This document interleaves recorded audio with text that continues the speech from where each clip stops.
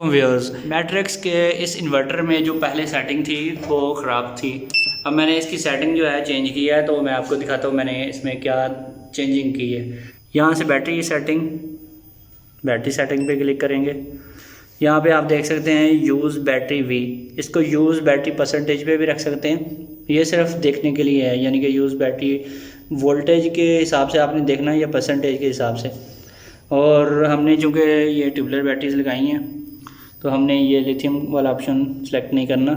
और ये देख लें आपके 280 एम्पेयर आर की हमारी बैटरी है और 20 एम्पेयर पे हमने इसका मैक्सिमम चार्जिंग करंट सेट किया हुआ है 20 एम्पेयर पे। और मैक्सिमम डिस्चार्ज जो है इसका 125 एम्पेयर, यानी कि हमारे इन्वर्टर की जितनी पावर है उतने एम्पेयर से बैटरी डिस्चार्ज होगी। और ये हमारा इन्वर्टर जो है 6 kV है, यानी कि राउंड अबाउट 5500 वाट का ये है और इसके हिसाब से ये 125 एम्पेयर बनते हैं।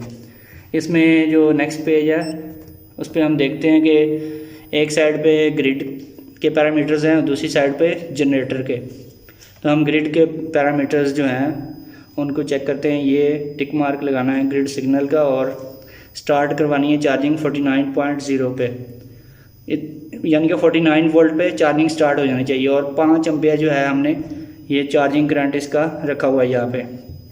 तो नेक्स्ट पेज पे हम देखते हैं, यहाँ पे आप देख सकते हैं फ्लोट वोल्टेज जो है 54.00 रखने हैं। तो पहले वैल्यूज़ ये वाली नहीं थी, अभी मैंने ये वैल्यूज़ चेंज की हैं। फ्लोट वोल्टेज हमने सेट किए हैं 54.00 पे और अब्जॉर्प्शन वोल्टेज जो है 58.4 पे। अगर आपने ट्यूबलर बैटरीज कनेक्ट करनी है तो फिर 58.4 वोल्टेज आपने इस पर रखने हैं। और इक्वलाइजेशन वोल्टेज जो है 59.0 पे हमने रखे हैं। बाकी इसमें ये सेटिंग है शटडाउन की, शटडाउन 42 वोल्ट पे सेट करना है और लो बैटरी जो है 44 वोल्टेज पे, यानी कि ये 44 वोल्ट पे आपको लो बैटरी का अलार्म देगा।